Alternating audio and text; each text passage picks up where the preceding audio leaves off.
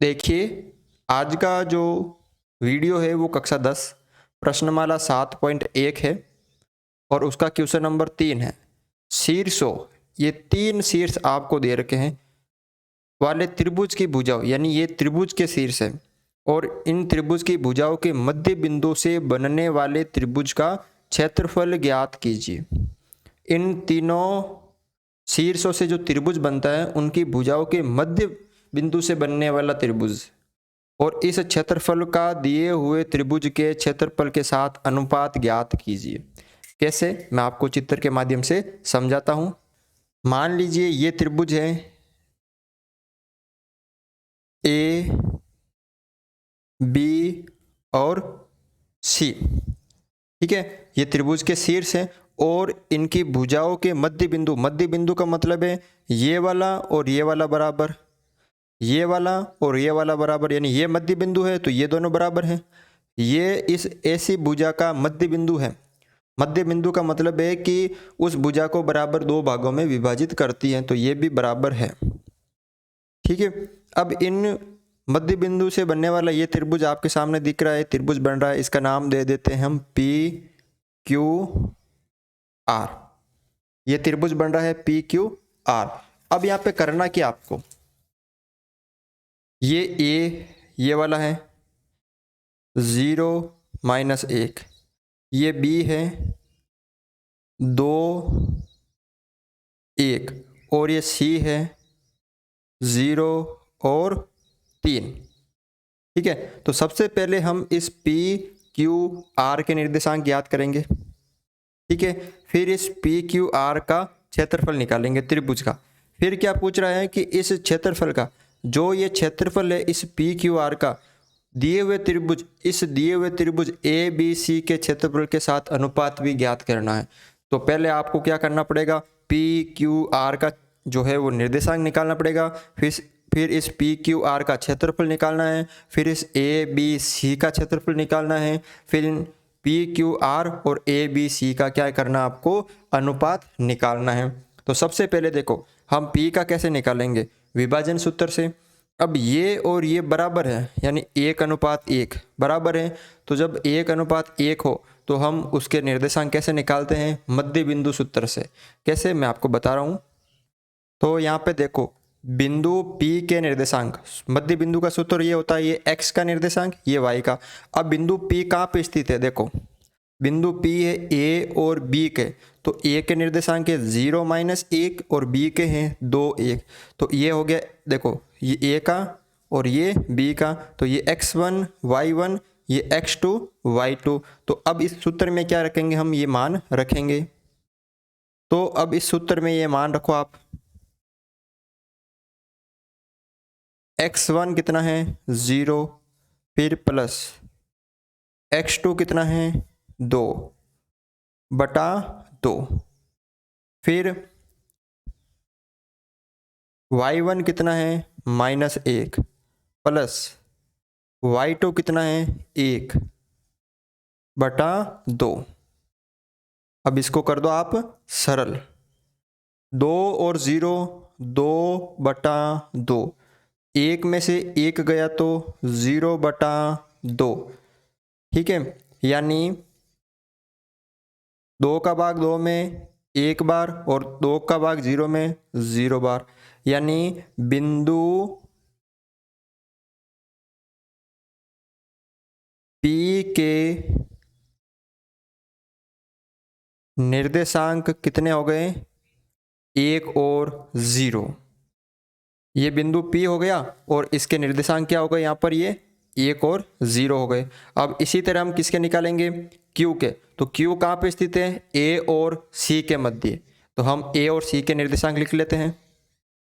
अब देखो ये A हो गया, ये C हो गया, तो A और C के निर्देशांक और सूत्र सेम यही लगेगा आपका मध्य बिंदु का। तो A में x1 y1 और C में x2 y2 ये हो गया। अब इसमें आपको मान रखने हैं, तो अब मान रखो इसके अंदर, x1 है 0 प्लस x2 है 0 बटा 2, उसके बाद y1 है -1 प्लस y2 है 3/2,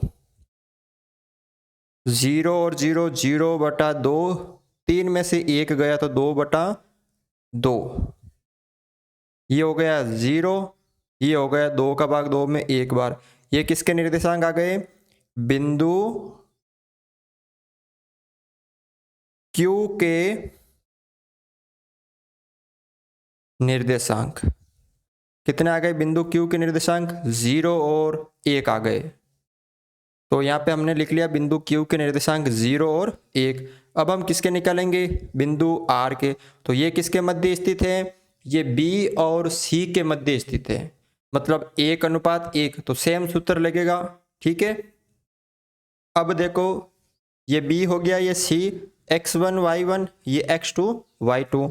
मान रखो इसके अंदर x1 है 2 प्लस x2 है 0/2, y1 है 1 प्लस y2 है 3/2, 2 और 0 2/2, और 3 और 1 4/2, 2 में 1 बार, 4 में 2 बार। तो ये किसके निर्देशांक आ गए? बिंदु R के निर्देशांक। आराम से आपको क्वेश्चन सरल करना है, आराम से। ठीक है, तो बिंदु R के जो निर्देशांक है वो कितने आ गए? 1 और 2। ठीक है, अब आपसे क्वेश्चन में क्या बोला है कि इस त्रिभुज का जो क्षेत्रफल है वो निकालना है, फिर इस त्रिभुज का जो क्षेत्रफल और इस बड़े वाले त्रिभुज ABC का जो क्षेत्रफल है उनका भी अनुपात निकालना है। तो यहाँ पे कहने का मतलब है कि इन दोनों का त्रिभुज का क्षेत्रफल आपको निकालना है। तो देखो यहाँ पे कैसे निकालेंगे। तो त्रिभुज PQR में PQR के निर्देशांक है और उसका क्षेत्रफल निकालेंगे। तो ये जो त्रिभुज PQR का क्षेत्रफल, त्रिभुज का जो क्षेत्रफल का सूत्र होता है वो क्या होता है? 1/2 कोष्टक x1 y2 minus y3 plus x2 y3 minus y1 plus x3 y1 minus y2। ये किसका सूत्र होता है? त्रिभुज का क्षेत्रफल का। ये आपको याद होना चाहिए। अब 1/2 की जगह 1/2, x1 कितना है? 1, y2 है 1 माइनस y3 है 2, प्लस x2 0, y3 है 2 माइनस y1 है 0, प्लस x3 कितना है? 1, y1 है 0 माइनस y2 है 1। अब देखो यहाँ पर 1/2, यहाँ पे ये 1 में से 2 नहीं जाते, लेकिन 2 में से 1 जाते हैं, तो 1 बचता है और ये माइनस का है, प्लस 0, 2 में से 0 गया तो यहाँ पे 2 आ जाएंगे। ठीक है, प्लस 1 और 0 में से 1 गया तो माइनस का 1, 1/2, 1 एकम 1 और प्लस माइनस माइनस, प्लस 0 को किसी संख्या से गुणा करते हैं तो 0, प्लस माइनस माइनस। ठीक है, तो यहाँ पे हो गया माइनस का 1, 1/2, -1 और -1 माइनस के 2, 1/2 इंटू माइनस का 2, 2 एकम 2, 2 एकम 2, ये माइनस का 1 इंटू 1 बराबर 1, प्लस माइनस माइनस। अब आपको याद रखना, अगर उत्तर माइनस में आ जाए ना तो याद रखना कि वो प्लस में होता है, क्योंकि जो क्षेत्रफल है वो माइनस में नहीं होता है, ये याद रखना है। क्या जो क्षेत्रफल होता है वो माइनस में नहीं होता, इसलिए इसका क्षेत्रफल कितना आ गया? 1 वर्ग इकाई। ये किस त्रिभुज का आ गया? ये आ गया त्रिभुज PQR का, यानी ये त्रिभुज जो है आपके ये वाला, ये जो त्रिभुज है छोटा वाला, इसका क्षेत्रफल कितना आ गया? 1 वर्ग इकाई। अब आपको किसका निकालना है? त्रिभुज ABC का। सेम ऐसे ही त्रिभुज ABC सेम ABC के निर्देशांक लिख दें और उसके बाद x1 x2 x3 y1 y2 y3 ये x1 x2 x3 ये y1 y2 y3 ये मान लिख दिए।